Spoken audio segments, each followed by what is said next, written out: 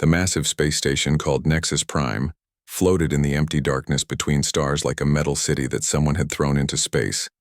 Lights blinked on its surface where thousands of alien beings lived and worked. Ships came and went. From its docking bays every few minutes, some small and fast, others huge and slow like floating mountains made of metal and crystal. Admiral Dae-ho Kim stood on the bridge of his ship and looked out at the station through the main window. His ship was called Soul's Promise, and it was not very big compared to the other ships around the station. The hull was gray metal with some scratches and burn marks from space dust and small rocks. It looked like a working ship, not something made to impress anyone. Captain Bo-Ra Lee walked up beside him and checked her datapad. She was the ship's weapons officer, but there were not many weapons to check. Soul's Promise had basic shields and a few small guns. Nothing that would scare the aliens they were about to meet. "The docking control is asking us to wait," Bo-Ra said in a quiet voice. "They want to put us in Bay 47, the small one at the bottom of the station." Dae-ho nodded but did not say anything. He had expected this. The aliens wanted to show humans where they belonged, which was at the bottom with all the other small and unimportant species. Ambassador Hyunwoo Park came onto the bridge carrying his diplomatic case. He wore his best formal clothes, but they looked plain next to what the aliens would be wearing. Hyunwoo had spent years learning about the different alien species and their customs, but he still felt nervous about this meeting. "Are we ready?" Hyunwoo asked. "As ready as we can be," Dae-ho replied. "Remember what we discussed. Let them think what they want to think." The docking process took 2 hours because the station traffic controller kept making Soul's Promise. "Wait for bigger ships." When they finally landed, a small group of robot workers came to check their ship. The robots scanned everything with bright blue lights and made notes on their data pads. One robot, which looked like a metal spider with too many legs, came up to Dae-ho. "Species identification, human," it said in a flat voice. "Ship classification, small diplomatic vessel. Weapon status, minimal threat. Crew complement, 43 beings." The robot paused and its lights blinked. "Question, this is your primary diplomatic vessel?" "Yes," Dae-ho answered without showing any emotion on his. First the robot made a sound like electronic laughter. "Data recorded. Escort will arrive shortly." 20 minutes later, 2 tall alien guards came to get them. The guards were from a species called the Kalari, and they looked like giant lizards walking on 2 legs. Their skin was dark green with yellow stripes and their eyes were bright orange. They wore black uniforms with energy weapons on their belts. "Follow," one guard said in broken human language. "Council waits." They walked through long hallways inside the station. The walls were covered with writing in dozens of different alien languages. Other aliens passed by without looking at the humans, as if they were not worth noticing. Some aliens were tall and thin like walking sticks.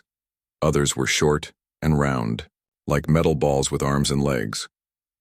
A few looked almost human except for strange colored skin or too many eyes. The council chamber was huge, bigger than any building Dae-ho had ever seen on Earth. The ceiling was so high it disappeared into shadows and the walls curved away in all directions. Hundreds of seats were arranged in circles, each one designed for a different type of alien body. At the center of the room was a raised platform with 3 large chairs. These were for the most powerful species in the galaxy: the Vorthons, the Threx, and the Kalari. Each chair was made from different materials to suit each species. The Vorthon chair looked like it was carved from a single giant crystal that caught and bent light in strange ways. Chancellor Vexithera sat in it, his body seeming to be made of the same crystal as his chair. He was tall and thin with sharp edges and points all over his body. When he moved, light danced across his surface like rainbows on ice. The Threx chair was organic, grown rather than built.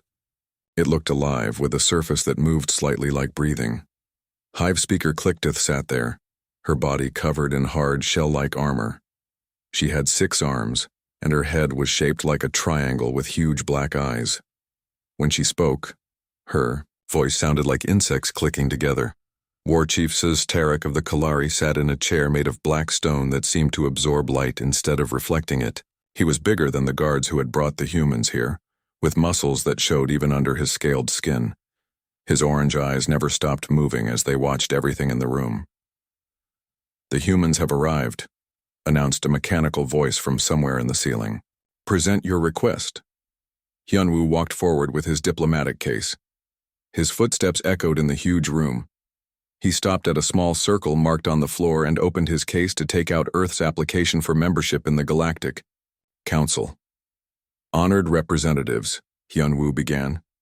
"Humanity seeks full membership in the Galactic Council. We offer trade partnerships, cultural exchange, and our commitment to galactic peace and security."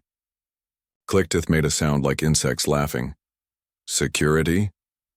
What security can a primitive species offer?"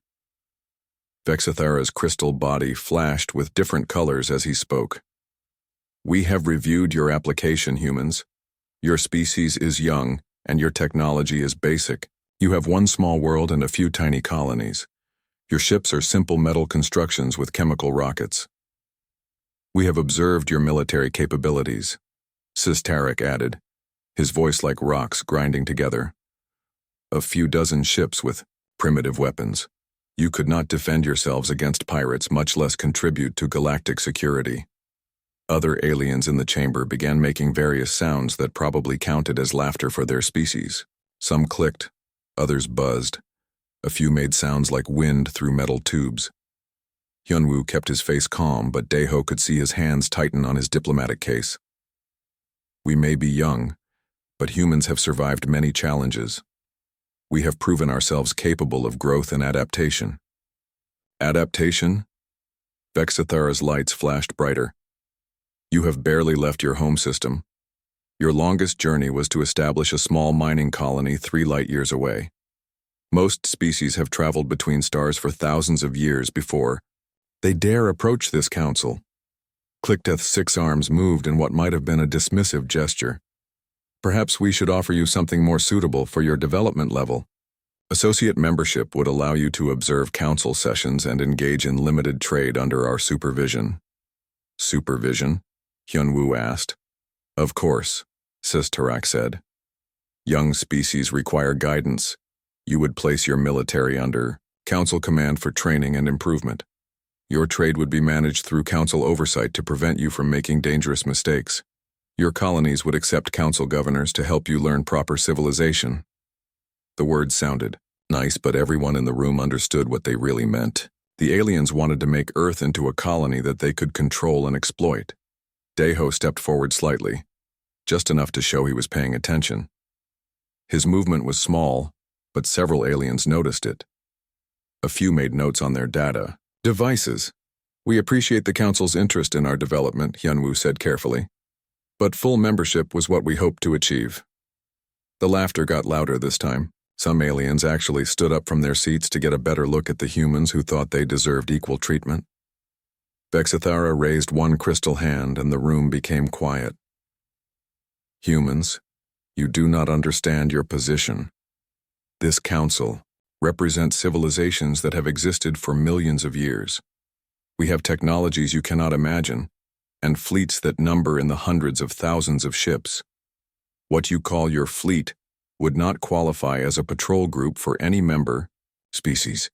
Your application shows 37 combat vessels," Clicketh added, reading from a datapad. "The smallest member species has over 5,000 ships. Most have 50,000 or more. You are asking to join a council of giants when you are barely the size of an insect." Ustarak leaned forward in his stone chair. "However, the council is not without mercy. We will give you 7 standard cycles to consider our offer of associate membership. This is generous, as most species wait decades for such an opportunity." "And if we decline?" Daeho asked quietly. The temperature in the room seemed to drop several degrees. All 3 council leaders turned their attention to the human admiral who had dared to ask such a question. "You decline?" Vexithara's voice carried a note of disbelief. Species who decline council offers usually find space to be a very dangerous place. Pirates, navigation hazards, equipment failures. Unfortunate accidents happen to those who try to stand alone. "Perhaps a demonstration would help you understand," Sistarik said. He made a gesture to someone in the upper levels of the chamber. Through The chamber's large windows, 3 Vorthan ships, became visible. They were huge, at least 10 times the size of Sol's Promise. Their crystal hulls glowed with internal light, and energy flowed across their surfaces like liquid fire. The ships moved into position around the human vessel with smooth, precise movements. "Observe," Vexthara said. 3 beams of bright energy shot from the Vorthan ships. They struck Sol's Promise, but not hard enough to cause serious damage. The human ship's shields. The underground command center beneath Sol was deeper than most people knew existed. Admiral Daeho Kim walked through hallways carved from solid rock, past blast doors that could stop nuclear weapons, and through security checkpoints that scanned every molecule of his body. The facility had been built in secret over 30 years ago, when humanity first detected alien radio signals from space. President Mi-young Choi waited in the main briefing room with the other military leaders.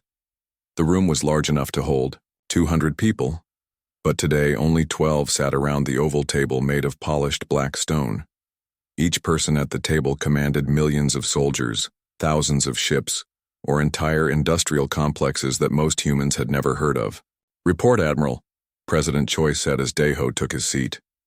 "The aliens took the bait completely," Daeho replied. "They believe we have 37 ships total and consider us primitives who barely deserve to exist in their galaxy. They offered us associate membership, which means complete surrender of our sovereignty." Defense Minister Tae Jin-song leaned forward. "And their response to rejection? They fired warning shots at our ship and made it clear that accidents happen to species who refuse their protection." Daeho activated the holographic display in the center of the table. Images from the council meeting appeared in the air above them. They have no idea what they just threatened. Captain Bora, who had been promoted to colonel during the flight home, stood to give her tactical report. "The Vorthan weapons are plasma-based with energy outputs approximately 40% higher than our current shield systems can handle in sustained combat. However, their firing rate is slow and their targeting systems appear to rely on predictable energy signatures." She gestured, and the hologram changed to show technical readouts. "The Threx ships use organic technology that can adapt during battle, but their adaptation takes time and they seem vulnerable to rapid changes in attack patterns. The Kalari prefer kinetic weapons with massive explosive warheads, but their ships are heavy and slow to maneuver." General Chang Woo-yu, commander of the Space Marines, spoke up. "What about their numbers?" "At Nexus Prime, we observed approximately 300 ships from all species combined," Bora replied. "Based on their deployment patterns and the size of their docking facilities, I estimate their core fleets number around 5,000 ships each for the 3 major powers." Silence filled the room as everyone absorbed this information. Finally, Admiral Seung Ho Yoon, commander of the First Battle Fleet, began to laugh. 5,000 each? We were worried they might have 50,000. President Choi activated her own display, showing a map of human space that looked very different from what the aliens had seen. Project Deep Defense Status Report. The hologram expanded to show the real extent of human territory. Where the aliens saw 3 tiny colonies, there were actually 47 worlds with full industrial capacity. Where they saw empty space, there were hidden bases, shipyards, and defense platforms. Phase 1 construction is complete, reported Admiral Eun Ji-nam, commander of the 2nd Strike Fleet. All asteroid belt facilities are operational with full production capacity. We are manufacturing 120 ships per day across all classes. Phase 2 is ahead of schedule, added Admiral Changmin Ryu from the 3rd Deep Strike Fleet. The Kuiper Belt Yards have produced 2,000 additional vessels in the past 6 months. All stealth systems are functioning perfectly. The holographic display updated again, showing the true size of humanity's military forces. Where the aliens believed humans had 37 ships, the reality was very different. The 1st Battle Fleet alone had over 8,000 vessels of various classes. The 2nd Strike Fleet had 12,000. The 3rd Deep Strike Fleet numbered 15,000 ships, most of them equipped with experimental stealth technology that made them invisible to alien sensors. Total operational strength? President Choi asked. 43,000 combat vessels, replied Fleet Admiral Ji Hye Cho, who commanded the Home Defense Forces. Another 18,000 in various stages of construction or refit. Support, vessels, transports, and logistics ships bring the total to over 90,000 vessels. Ambassador Hyun-woo, who had been quiet during the military briefings, finally spoke. How long have we been preparing for this? Since 1957, President Choi answered, when we detected the first confirmed alien radio transmission from the Vega system. The decision was made at the highest levels to prepare for eventual contact, while keeping our true capabilities secret. She stood and walked to the wall display, which showed a timeline stretching back decades. Every space program, every research project, every industrial expansion has been designed with one goal: to ensure that when we met other intelligent species, we would meet them as equals rather than victims. Colonel Bo-Ra looked confused. But, sir, our public space program only has a few dozen ships. How did we hide the construction of 90,000 vessels? Defense Minister Song smiled. What do you think all those asteroid mining operations were really doing? What did you think was happening at those deep space research stations that supposedly study cosmic radiation? Every major corporation, every government agency, every university research department has been part of this project for 70 years. The hologram changed again, showing the hidden infrastructure of human space. Massive shipyards carved into asteroids and hidden behind planetary shadows. Industrial complexes built inside moons and powered by fusion reactors that the public thought were science experiments. Training facilities in interstellar space where new ship crews learned their jobs far from any possible alien observation. The hardest part, Admiral Yoon admitted, was keeping our people motivated to work on projects they could never tell anyone about. Entire careers spent building ships that officially did not exist. What about resources? Hyun-woo asked. The raw materials alone must have cost trillions. Less than we spent on entertainment during the same period, President Choi replied. When you spread the costs across the entire industrial capacity of 47 worlds over several decades, it becomes manageable. The economic benefits of asteroid mining and deep space industry actually made us richer while we were building the fleet. Admiral Kim activated another display showing ship classifications. The aliens saw Seoul's Promise, which is a real diplomatic vessel with minimal weapons and basic systems. They assumed all our ships were built to the same standard. The hologram now showed the true warships of humanity's fleet. The smallest combat vessels were twice the size of Seoul's Promise with weapons that could destroy the ship the aliens had seen in seconds. The largest were massive dreadnoughts over 3 kilometers long, carrying enough firepower to level entire cities. The Incheon's Fury, Admiral Kim continued, pointing to one of the largest ships in the display, is our current flagship. It carries more weapons than the entire force we showed the aliens, and its shields could absorb their demonstration attack for hours without taking damage. Captain Solbin Kang, who commanded the flagship, added details from her technical reports. Our weapon systems are based on different principles than what the aliens use. They rely on energy weapons that require charging time and produce detectable signatures. We use kinetic projectiles accelerated to relativistic speeds, plasma containment, systems that can be fired continuously, and gravitational weapons that the aliens probably do not know are possible. Gravitational weapons? Hyun-woo looked surprised. We can create focused gravity fields strong enough to crush their ships or tear them apart with tidal forces, Solbin explained. The technology came from our research into faster-than-light travel. We learned how to manipulate space-time itself. General Yu leaned back in his chair. So when do we show them what we really have? Soon, President Choi replied. Our intelligence networks indicate that the aliens are already planning to escalate their pressure on us. They expect us to submit within their 7-cycle deadline, and when we do not, they will send a military force to Earth to demonstrate their power. Let them come, Admiral Nam said quietly. We have been waiting for this opportunity for decades. Defense. Minister Song brought up tactical projections on the main display. Based on their observed behavior patterns and military doctrine, we estimate they will send a combined fleet of approximately 200 ships to intimidate us. They will expect to find our small defensive force in a helpless planet. Instead, they will find the most heavily defended system in the galaxy, Admiral Ryu noted with satisfaction.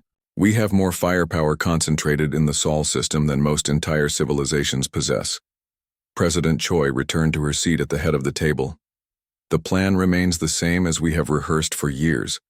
We let them come to us, let them position themselves where we want them, and then we show them the reality of human military capability. What about afterward? Hyunwoo asked.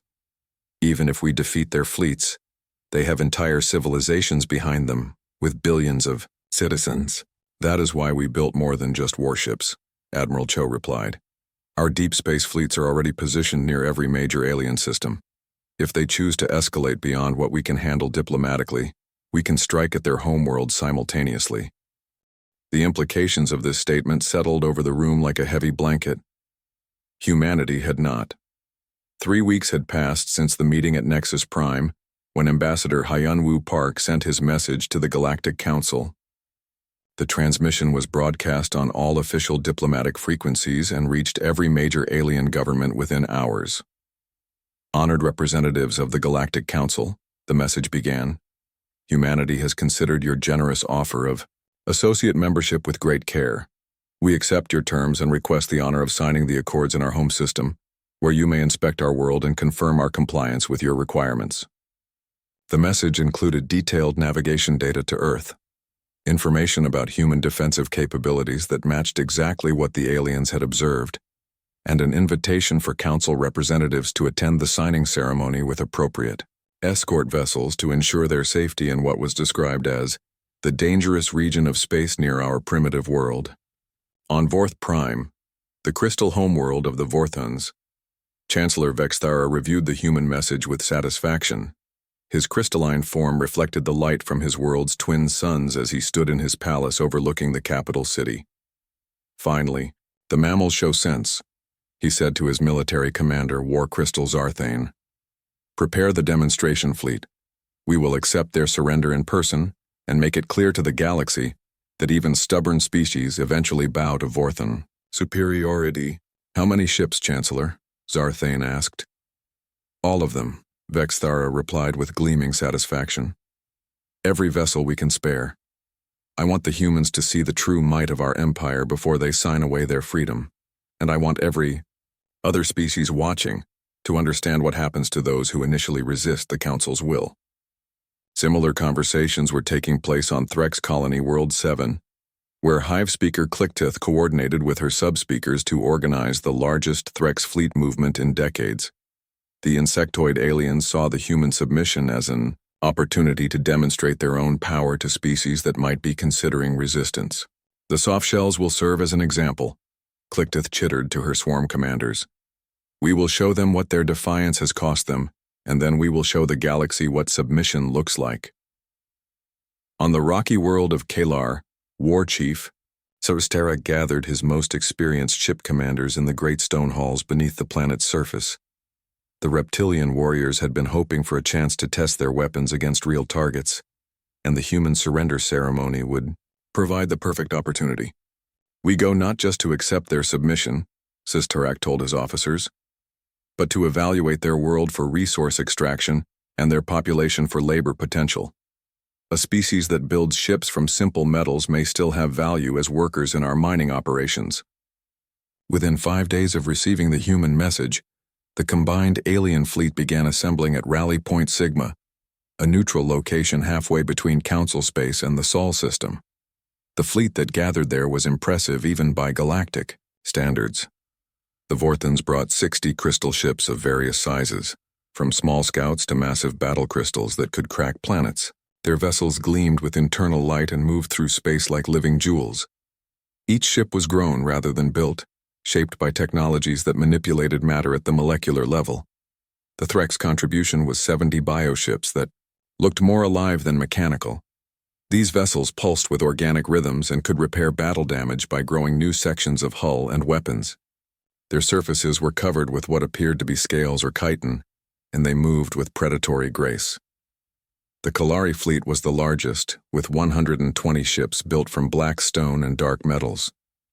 These vessels were heavy and angular, designed to absorb damage while delivering devastating kinetic strikes.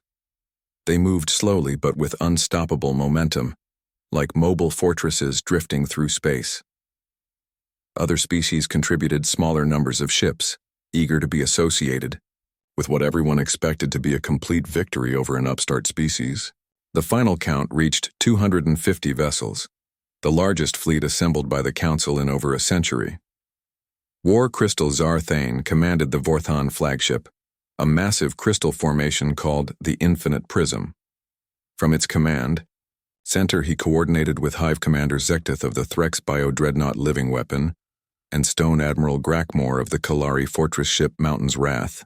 The humans have provided detailed information about their defensive positions, Zarthane reported during their strategy meeting. 37 ships arranged in a standard patrol formation around their primary world and 3 colonies. No significant ground-based weapons, no orbital fortifications beyond simple communication satellites. Zektith's mandibles clicked with amusement. Our individual ships outmass their entire fleet. This will be less a battle than a demonstration. Remember, Grackmore warned in his gravelly voice, we are here to accept their surrender, not to destroy them completely. The Council wants them alive to serve as an example. The alien fleet jumped to faster-than-light speed and crossed the distance to Earth in just 6 hours. When they dropped back into normal space at the edge of the Sol system, their sensors immediately detected exactly what they expected to find. 37 human ships were arranged in loose formation around the inner planets. The vessels appeared to be the same class as Sol's Promise, built from simple metals with basic weapons and minimal shielding. They were transmitting standard patrol patterns and seemed to be conducting routine operations. Just as predicted, Zarthane announced to his fleet commanders. No surprises, no hidden capabilities, no last-minute reinforcements. What the aliens did not realize was that their own sensors were being carefully managed. Every human ship they could detect was broadcasting exactly the energy signature and communication pattern that would make it appear harmless. Advanced stealth systems kept the real human fleet completely invisible, while holographic projectors and signal generators created fake ships in positions where the aliens expected to find them. Captain Young-Soo Park commanded one of the real human ships, the stealth dreadnought Guangzhou's Vengeance, which was hiding in the shadow of Ceres asteroid. His ship was 20 times larger than Sol's Promise, with weapons that could destroy entire alien formations, but it appeared on no sensors and generated no detectable energy signatures. Contact from the flagship, his communications officer, reported. Admiral Kim confirms all fleets are in position. Young-Soo nodded as he watched the alien fleet approach on his displays. The enemy vessels were moving in a standard intimidation formation, designed to look as threatening as possible to the humans they expected to terrify into submission. Aboard the command dreadnought Busan's Defiance, Admiral Dae-Ho Kim watched the same displays with cold satisfaction. His ship was hidden inside the asteroid belt, disguised as a large space rock by advanced camouflage systems that bent light and absorbed sensor beams. Status report from all commanders, he ordered.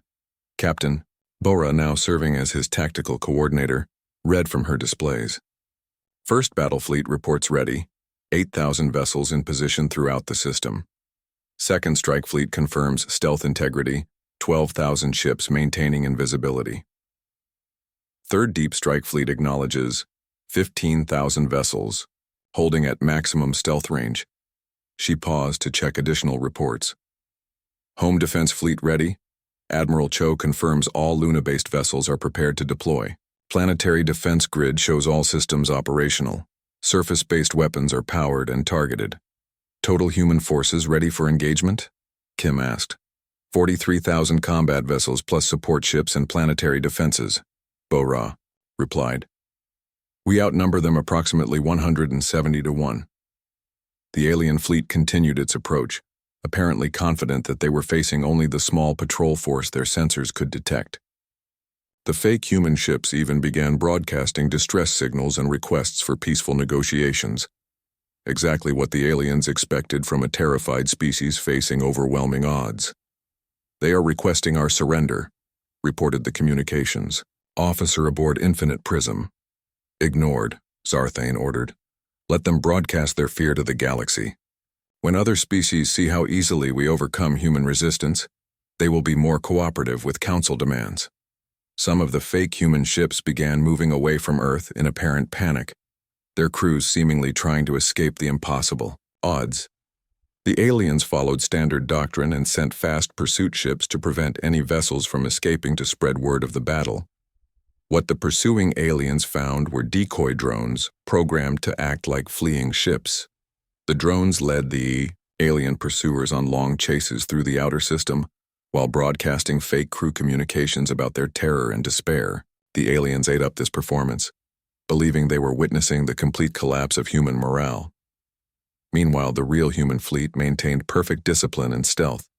Thousands of ships drifted silently through space, their crews at battle stations but their weapons powered down to avoid detection. They had trained for this moment for decades, and every officer knew exactly when and how to reveal their true strength. The aliens are entering the inner system, Bora reported. The silence that followed the revelation lasted exactly 14 seconds. For those 14 seconds, the most advanced military commanders in 3 galactic empires stared at their sensor displays and tried to understand what they were seeing. The small human patrol fleet of 37 ships had just become 43,000 vessels, appearing simultaneously throughout the Sol system. Every piece of space debris, every asteroid, every seemingly empty region of vacuum suddenly revealed massive warships that had been hiding in perfect stealth. War Crystal Zarthane was the first to break the silence. His crystalline voice cracked, with disbelief as he spoke into his communications array. "Sensor error. This must be sensor error. Run full diagnostics immediately." But the diagnostics came back clean. The sensors were working perfectly. The 43,000 human ships were real. Hive Commander Zaktoth's mandibles clicked rapidly as she processed the tactical situation. Her bioship's organic sensors, which had evolved over millions of years to detect hidden prey, all confirmed the same impossible reality. The mammals have been hiding their true strength. How is this possible? Stone Admiral Grackmore of the Kalari fleet was already running battle calculations on his command systems. The numbers that came back made his reptilian blood run cold. "We are outnumbered 170 to 1. Recommend immediate withdrawal to jump range." But withdrawal was not possible. The human ships had positioned themselves perfectly to block every escape route. The alien fleet found itself in the center of a sphere of human vessels, with no way out except through superior firepower that they clearly did not possess. Chancellor Vexithara's crystal form flickered with rapidly changing colors as his emotional control began to fracture. "This is impossible. Our intelligence reports showed only primitive technology and minimal ship construction capability." "Your intelligence was exactly what we wanted you to see." Admiral Kim's voice came through the communication channel. His tone was calm and professional, like a teacher explaining something obvious to a slow student. "For 70 years, every human space mission, every industrial project, every scientific expedition has been designed to hide our true capabilities. While we prepared for this moment, Captain Solban Kang, commanding the flagship Inchan's Fury, opened tactical channels to the entire human fleet. Her massive dreadnought was over 3 kilometers long and carried more firepower than the entire alien formation. All human vessels, this is Fleet Command. Maintain formation and hold fire until ordered. We are here to demonstrate strength, not to commit massacre." The alien commanders began frantically contacting their home governments, sending desperate messages about the situation they had discovered. But space communication took time, and they were facing an immediate crisis that required immediate decisions. "Unknown human vessels," Zarthane finally managed to say. "This display of force is impressive, but you are still facing the combined military might of 3 galactic empires. We can call for reinforcements that will outnumber even your hidden fleet." "You could," Admiral Kim agreed. "But that would take time you do not have and reinforcements that might not be available." What the aliens did not know was that other human fleets were already in position near their home systems. The 4th Deep Strike Fleet, under Admiral Taeho Bay, was hidden in the outer regions of the Vorthon system. The 5th Expeditionary Fleet, commanded by Admiral Narration, had been monitoring the Threx colonies for months. The 6th Strategic Fleet, led by Admiral Junho Han, was positioned near every major Kalari military base. If the aliens called for reinforcements, they would discover that their home fleets were already being watched by human forces that could strike without warning. "Let me make our position clear." President Choi's voice came from Earth's surface. "You came to our system expecting to find a helpless species that you could intimidate into surrender. Instead, you have discovered that humanity possesses the largest and most advanced military force in the known galaxy." She paused to let this information sink in before continuing. "You have 3 choices. First, you can attempt to fight us here and now, in which case your entire fleet will be destroyed and your home systems will face immediate retaliation. Second, you can try to call for reinforcements, in which case you will discover that we have already positioned forces to neutralize your response capabilities. Third, you can acknowledge that the balance of power in this galaxy has permanently changed and begin negotiating from your new position of weakness." The alien commanders exchanged frantic communications on secured channels, trying to coordinate a response to the impossible situation they faced. Their plans had assumed overwhelming numerical superiority and technological advantage. Now they found themselves outnumbered by a species they had dismissed as primitives. "This cannot be their entire fleet." Clickdeath chittered to her fellow commanders. "No species can construct so many vessels without detection. Unless," Grackmore replied slowly, "they have been construction for much longer than we assumed. Our first contact protocols assume that new species have just achieved interstellar capability. What if these humans have been spacefaring for decades or centuries while pretending to be planet-bound?" It was a terrifying thought for the alien leaders. Their entire strategic doctrine was based on the assumption that they were the most advanced civilizations in the galaxy. The idea that a species could have secretly achieved technological parity or superiority without their knowledge undermined everything they believed about galactic politics. Admiral Yunji Nam, commanding the 2nd Strike Fleet, decided to provide a small demonstration of human capabilities. Her 12,000 stealth ships had been invisible during the initial revelation, but now she ordered them to decloak in perfect formation around the alien fleet. Space filled with even more human vessels as the stealth fleet revealed itself. These ships were different from the others, sleek and predatory looking with hull designs that seemed to absorb light rather than reflect it. They moved with perfect coordination, like a school of metal fish surrounding their prey. Additional human forces detected, one of the alien sensor operators reported in a shaking voice. 12,000 additional vessels, all armed with unknown weapon systems. "Unknown weapons?" Zarthane demanded. The sensor operator's voice got quieter. "Sir, we cannot identify the energy signatures. These weapons appear to operate on principles we do not understand." This was partially true. Human weapons technology had developed along different lines than alien systems, where the aliens used plasma and particle beams that required massive energy generation. Humans had perfected kinetic weapons that used gravitational acceleration to achieve near-light speeds.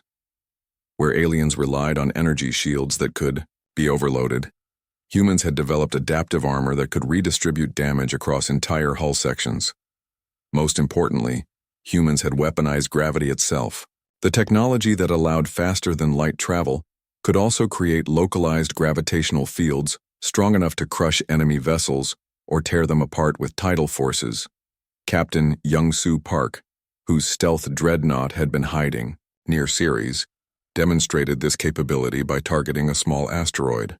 His ship's gravitational projector focused on the space rock and compressed it until it collapsed into a sphere of ultra-dense matter no larger than a marble. That asteroid was approximately the same size as your flagship, War Crystal Zarthane, Admiral Kim observed calmly. "Our gravitational weapons can produce the same effect on crystalline hulls, organic armor, or stone construction." The demonstration had the desired effect. The alien commanders finally understood that they were not just outnumbered, they were facing weapons that could destroy their ships regardless of defensive capabilities. "What do you want?" Vexthara asked, his crystal form now flickering with colors that indicated fear and submission in Vorthan body language. "Justice," President Choi replied immediately. You came to our system with the intention of forcing us into slavery. You fired on our diplomatic vessel as a threat. You plan to strip our world of resources and sell our people as laborers. These are acts of war, and we would be justified in treating you as war criminals. The alien fleet waited in tense silence for humanity's judgment. However, the president continued, we are not interested in conquest or revenge. We want our proper place in galactic society, which means full membership in the Galactic Council with all rights and privileges, recognition of human territorial claims throughout our sphere of influence, and immediate cessation of all hostile actions against human interests. And if we refuse? Clicketh asked, though her voice suggested she already knew the answer. Then you will discover exactly how advanced human military technology has become, Admiral Kim replied. We have spent 70 years preparing for the possibility that first contact would result in conflict. We are prepared to defend ourselves against any force you can bring against us. Stone Admiral Grackmore was the first alien commander to accept the new reality. His species had survived for millions of years by recognizing when they faced superior predators and adapting their behavior accordingly. The Kalari accept human terms, he announced. We request immediate negotiations for a new arrangement between our species. His surrender broke the psychological resistance of the other alien commanders.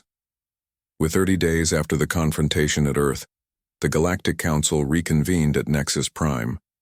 But the massive station looked very different than it had during humanity's first visit. Where once the docking bays had been filled with alien vessels displaying their power and prestige, now human ships occupied the prime berthing positions. Admiral Dae-Ho Kim arrived aboard the flagship Incheon's Fury, a vessel so large that it required 3 docking bays connected together to accommodate its bulk. The ship's presence dominated the station's silhouette, its advanced hull gleaming with the energy signatures of weapon systems that could reduce the entire station to debris in minutes. Captain Solbin Kang walked beside Admiral Kim as they made their way through the station's corridors toward the council chamber. This time, no alien guards were assigned to escort them. Instead, other species stepped aside respectfully as the human delegation passed, their various forms of body language indicating deference rather than contempt. The council chamber itself had been reconfigured. The 3 raised chairs that once held the galaxy's most powerful leaders were now arranged in a circle with 12 other seats, all at the same level. In the center of the circle sat a new chair made from Earth materials, its simple design contrasting sharply with the elaborate constructions of the alien seats. Chancellor Vexithera was already present when the humans arrived, but his crystalline form appeared dimmed and fractured compared to his previous radiant display of confidence. War Chief Sisterik sat motionless in his stone chair, his orange eyes focused on the floor rather than on the humans he had once dismissed as insects. Hive Speaker Clicketh's mandibles moved constantly in nervous patterns that indicated deep anxiety in Threk's body language, but they were no longer alone in positions of power. Representatives from dozens of other species filled the remaining seats, many of them species that had never been invited to council sessions before. The balance of galactic politics had shifted permanently, and everyone present understood the new reality. Ambassador Hyunwoo Park took his place in the central chair as President Mi-young Choi's voice reached the chamber through a communication link from Earth. Honored representatives, humanity appreciates this opportunity to address the Galactic Council as an equal member, rather than as supplicants requesting permission to exist. The political transformation had been swift and comprehensive. Within hours of the alien fleets returning home with news of humanity's true capabilities, governments throughout the galaxy had begun reassessing their relationships with the mysterious species from the small blue planet. Species that had been neutral or hostile suddenly became eager to establish diplomatic and trade relationships with humanity. The Zenthari from the Andromeda approach vector had already requested full defensive alliances. The Moravic Federation had offered to share their advanced medical technology in exchange for access to human gravitational weapons research. Most significantly, several species that had been oppressed or marginalized by the 3 major powers now saw an opportunity to achieve their own independence. The crystalline slave races of the Vorthan Empire had begun broadcasting requests for human assistance in gaining their freedom. The biological constructs created by the Threx had started developing their own consciousness and seeking recognition as independent beings. "The Council recognizes the representative of humanity," announced the station's mechanical voice, but its tone had changed from dismissive to respectful. "Thank you," Ambassador Park replied. "Before we discuss humanity's formal membership, there are several issues that require immediate attention." He activated a holographic display that showed star maps of the galaxy with human territorial claims, clearly marked. The territory was vast, encompassing not just the 47 worlds that humans actually occupied, but also buffer zones and strategic positions that would ensure humanity's security for centuries to come. First, territorial recognition. Humanity claims sovereign rights over all systems within 50 light-years of Earth, all systems currently occupied by human colonies, and all uninhabited systems along our established trade routes. There was no objection from the alien representatives. The territory humanity claimed was larger than any existing empire, but given their demonstrated military capabilities, no one was prepared to challenge their right to it. Second, military restrictions. All non-human military vessels are prohibited from entering human space without prior diplomatic approval. Any unauthorized military presence will be considered an act of war. Again, silence from the Council. The aliens had learned that humanity's threats were not empty posturing. Third, trade and technology sharing. Humanity will engage in free trade with all species that recognize our sovereignty and territorial claims. We will share selected technologies with allied species and provide defensive assistance to any civilization threatened by aggressive expansion. This offer caused excited chittering, crystalline chiming, and various other sounds of approval from the smaller species present. For the first time, they would have access to military protection that could challenge the galaxy's major powers. Fourth, judicial authority. Any crimes committed against human citizens or interest will be subject to human law and human justice systems. We will not accept the jurisdiction of council courts for cases involving our people. Vexithara finally spoke, his voice barely audible. These terms essentially make humanity superior to all existing council authority. No, President Choi's voice replied from the speakers. These terms make humanity equal to council authority. The difference is that we have the military strength to enforce equality, while your previous subjects did not. Captain Bora, now serving as Admiral Kim's diplomatic aide, provided additional details about humanity's expanded military presence. Since the revelation at Earth, human fleets have established permanent bases in 12 neutral systems throughout the galaxy. These bases serve as staging areas for rapid response to any threats against human interests or allied species. What she did not mention was that the bases were also positioned to strike at every major alien world simultaneously, if the need arose. Humanity had learned the lesson of overwhelming force and was applying it on a galactic scale. The formal voting process was a mere formality. Humanity was granted full membership in the Galactic Council with all rights and privileges, including a permanent seat on the Security Committee and veto power over all major decisions affecting galactic peace and stability. But the real change was occurring in the private meetings and side negotiations that took place during breaks in the formal sessions. Species after species approached the human delegation with requests for defensive alliances, trade agreements, and technological assistance. The Karrik Confederacy, whose worlds had been under threat from Kalari expansion for decades, formally requested human protection. Ambassador Park signed the Mutual Defense Treaty immediately, and within hours human patrol fleets were deployed to Karrik space. The Melody Hive clusters, which had been biological experiments created by the Threx, achieved recognition as an independent species under human sponsorship. Their unique combination of hive intelligence and individual creativity made them valuable allies for humanity's research programs. Most dramatically, the Vorthan slave races declared their independence and requested human assistance in establishing their own governments. Chancellor Vexithara protested that the crystalline beings were property, not people, but humanity's response was swift and decisive. Admiral Changmin Ryu's 3rd Deep Strike Fleet moved into Vorthan space and established orbital positions around every world where slave races were held. The message was clear. Any attempt to prevent their liberation would result in immediate military intervention.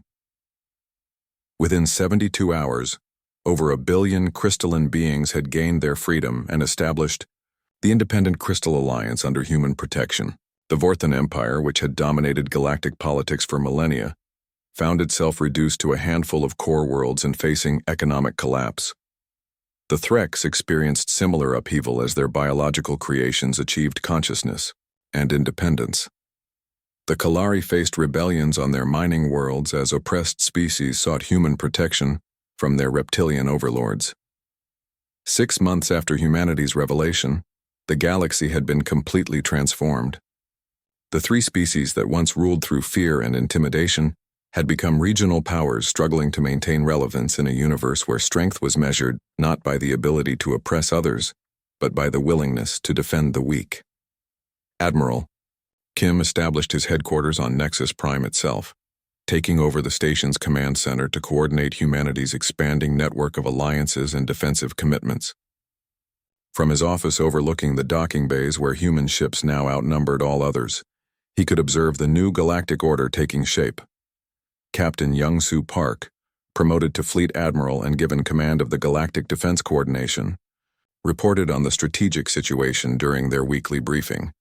"Sir, we now have defensive alliances with 43 species, trade agreements with over 100 worlds, and mutual aid pacts covering 60% of the galaxy's inhabited systems." "And our former opponents?" Kim asked.